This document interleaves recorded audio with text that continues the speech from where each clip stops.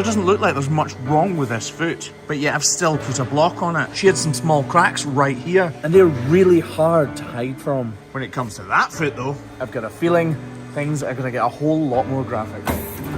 This is the Hoof GP, and what I think is probably a sole ulcer. And I won't let it rush when I see you dance, and the moment comes when I fall and time goes slow. I fall into you.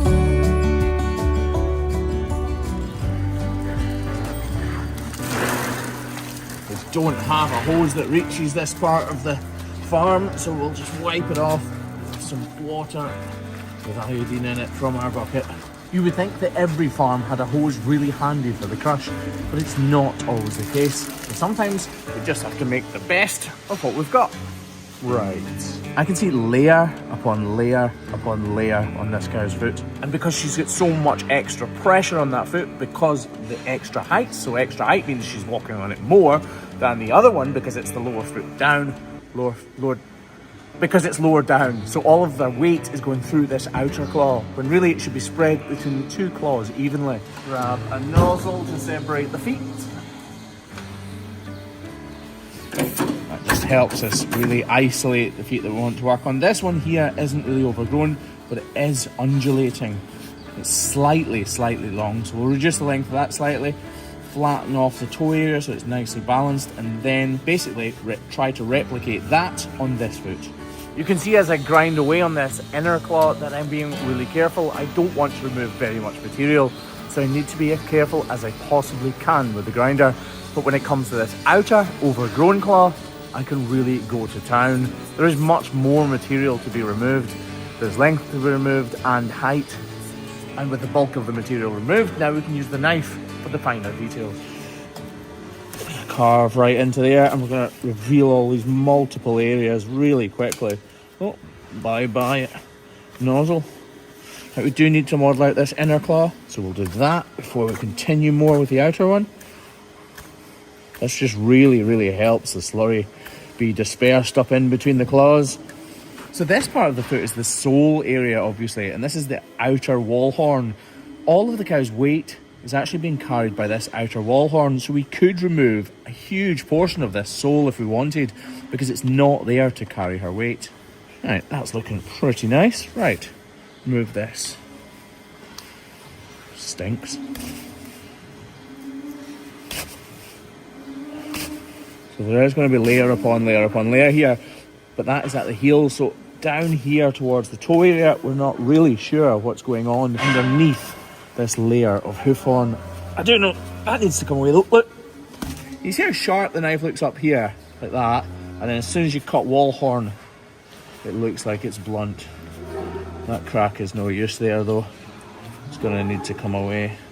Just gently though, tease it out and reduce this wall horn as well. Should have done that with the grinder probably, but I didn't want to go too far.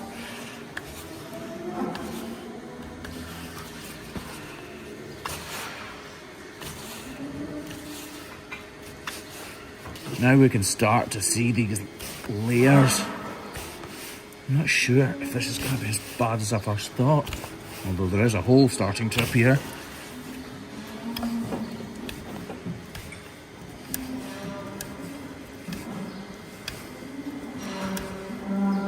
Start going up the way now instead. So funny, like after the fact. So in other words, once you've removed the hoof horn, you know that you could have taken huge chunks, but at this stage in the trim you just don't know what's underneath, because right now that should be impossible for me to cut this away, but it's not, because it is underrun, undermined. It is not good. It's separated.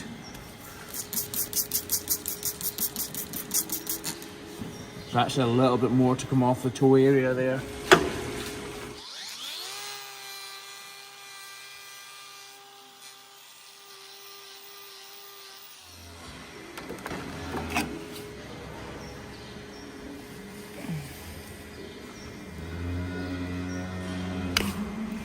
Still full of yucky slurry coming out there.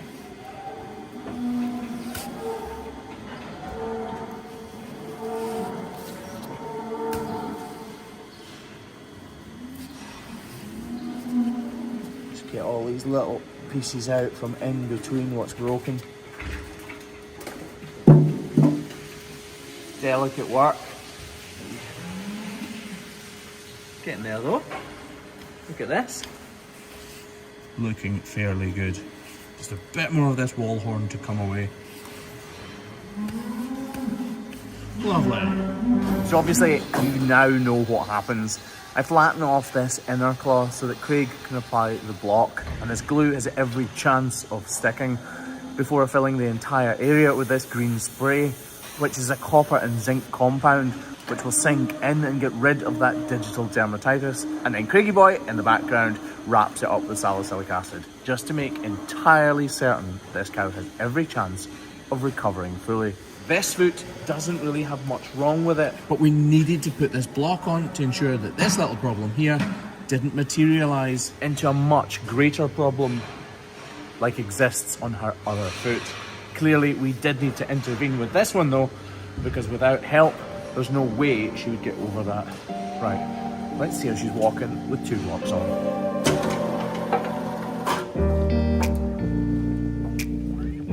After a bit of a messy dismount, leaving the crush, she hesitates. So I walk behind her to encourage her to move so that we can all see her walk.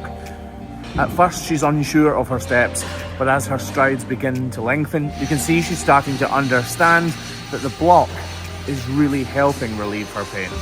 And there you have it, a cow with a pretty major problem on one claw, slightly mirrored on the opposite claw. As is often the case, whenever you have a problem on one claw, a cow is using her other claw to relieve pressure from the sore one, so she starts to go wrong there. And that's exactly what happened in her case. Thanks for watching if you've made it this far. Bye bye. I just spat, did you see it? Ooh.